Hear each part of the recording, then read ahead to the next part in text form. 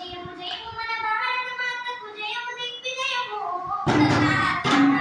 చదువులనిచ్చు సరస్వతి తల్లి చల్లగా చూడమ్మ చిరులనిచ్చే సీమ మహాలక్ష్మి కరుణ చూపవమ్మ శత్రువుల ఆశము చేసడి దుర్గా ధైర్యము నివ్వమ్మ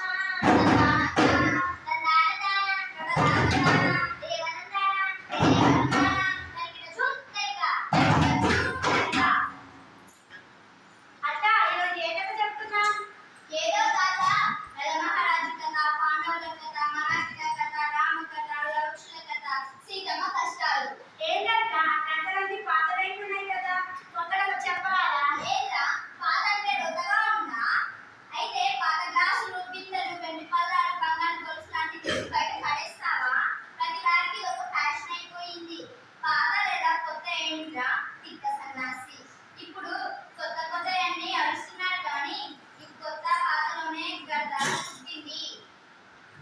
అరే నేను ఇప్పుడు ఏమన్నానని కరెంట్ షాక్ మరి దాంట్లో అలా అనుకున్నాము. ఈ పాతంటే రోగం నేను అన్నానా? కాలం మాట మన ఇంట్లో పాతలోనే బతుకుతున్నాను. ఎలక్ట్రిక్ దీపాలు వదిలి ఆముదం దీపాలే పెట్టుకుంటున్నాను. బస్సులు రైళ్లు మొత్తం అని ఎడ్ల బండి మీద ప్రయాణం చేస్తున్నాను. ఒరే తమ్ముడు చెల్లి అట్లా మీరు ఇట్లా గొడవ పడకండిరా, గొడవ పడి రసాబసా చేయకండిరా.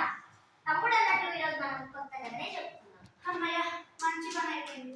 చాలే నీ యక్షుడు.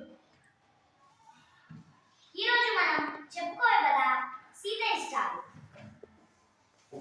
పేద ఇంటిలో పుట్టి పెరిగిన పైడి బొమ్మ కదరా,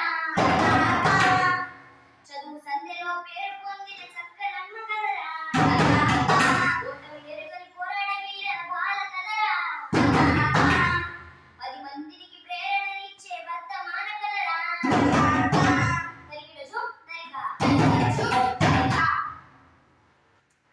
ఇంతకు ఎవరపై బొమ్మ ఏం కదా? అయ్యల్లారా అమ్మల్లారా, స్త్రీలు విలసిల్లిన భారత భూమిలో రాజనాలు పండే రత్నాల నేల ఈ తెలుగు నేల. ఆ తెలుగు నాట రామాపురం అనేది ఒక పల్లెటూరు.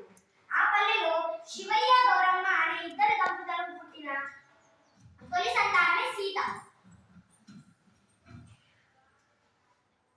ఆ సీతని బడికి పంపించాలా వద్దా అని అనుకుంటుండగానే వారిద్దరికి మరొక కొడుకు పుట్టాడు.